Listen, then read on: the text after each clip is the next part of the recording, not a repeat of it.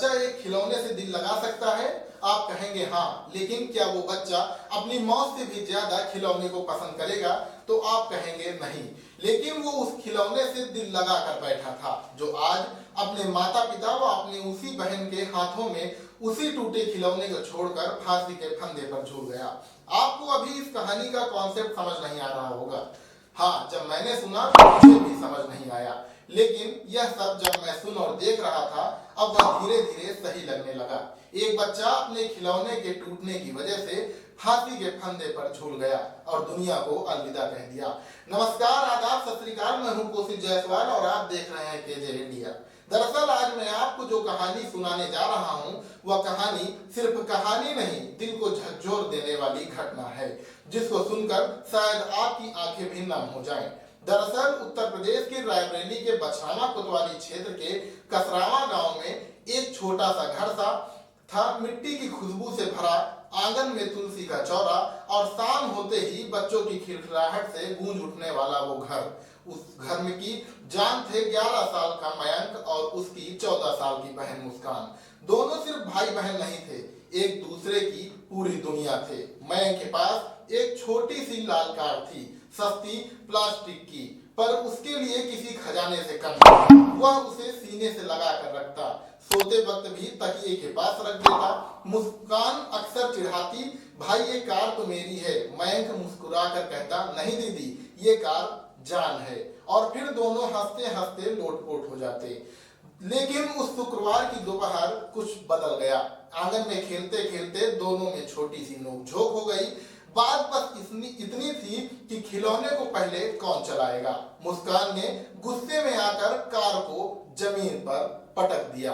Plastic की वो छोटी सी कार टूटकर 2 टुकड़ों में बिखर गई। मयंक की आंखों में जैसे आसमान टूट पड़ा। उसकी उंगलियां कांपती हुई उन टुकड़ों को उठाने लगी। होंठ थरथराए, दीदी तुमने मेरी कार तोड़ दी। मुस्कान ने हंसते हुए कहा, अरे पागल, नहीं ले लेंगे, रो क्यों रहा है? लेकिन वो नहीं समझ पाई कि मयंक के लिए वो सिर्फ खिलौना नहीं था, वो उसका सपना था, उसकी छोटी सी दुनिया थी। मयंक चुपचाप उठा और कमरे में चला गया। आंगन में पहली बार सन्नाटा उतर आया। माँ रसोई में थी, पिता खेत की बातों में उलझे हुए थे। किसी ने नहीं देखा कि एक मासूम दिल भीतर ही भीतर कितना टूट चुका है। कुछ देर बाद जब मयंक की हंसी सुनाई नहीं दी तो माँ ने पुकारा, मयंक, मयंक बेटा। कोई जवाब नहीं। दरवाजा खोला गया और फिर वो दृश्य जिसने पूरे घर की सांसें रोक दी। मासूम मयंक रस्सी से लटका हुआ था, उसके छोटे छोटे पैर हवा में स्थिर थे, जैसे खेलते खेलते अचानक ठहर गए हों। माँ की चीख ने गांव की हवा चीर दी। मेरा बेटा। पिता के हाथ काटते रहे, वह उसे नीचे उतार पाए, सीने से लगाया, लेकिन धड़कनें लौट कर नहीं आई। मुस्कान वही जमीन पर बैठ गई। उसके हाथ में कार के टूटे टुकड़े थे। वो बार बार कहती रही, भाई उठना, देख मैं नई कार दिलाऊंगी। सॉरी भाई, प्लीज उठ जा। लेकिन इस बार मयंक ने जवाब नहीं दिया। पूरा कसरावा गांव रो पड़ा। एक छोटी सी लड़ाई, एक पल का गुस्सा और एक मासूम दिल हमेशा के लिए खामोश हो गया। माँ की आंखें अब सूख चुकी हैं, पर आंसू रुकते नहीं। पिता की पीठ झुक गई है और मुस्कान हर दिन उसी टूटी कार के टुकड़ों को देखकर खुद से पूछती है, क्या एक खिलौने के लिए मेरा भाई चला गया? सच तो ये है कि मयंक खिलौने से नहीं टूटा था, वो उस पल की चोट से टूटा था जिसे उसका पूरा मासूम दिल सह नहीं पाया।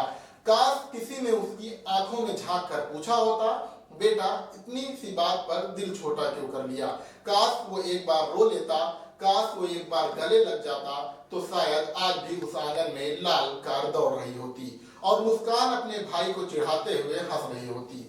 कभी कभी बच्चे खिलौनों से नहीं, अपने एहसासों से जुड़े होते हैं। उनकी छोटी सी दुनिया में छोटी बातें भी तूफान बन जाती हैं, और जब वो तूफान गुजर जाता है तो पीछे छोड़ जाता है एक ऐसा सन्नाटा जिसे कोई आवाज कभी भर नहीं पाती। अगर आपके घर में भी कोई मयंक है तो उसके आंसू को हल्के में मत लीजिए, क्योंकि कभी कभी छोटे दिल बहुत गहरी चोट सह जाते हैं। ऐसे ही तमाम कहानियों के साथ मिलेंगे आपसे, तब तक के लिए लेते हैं विदा। नमस्कार।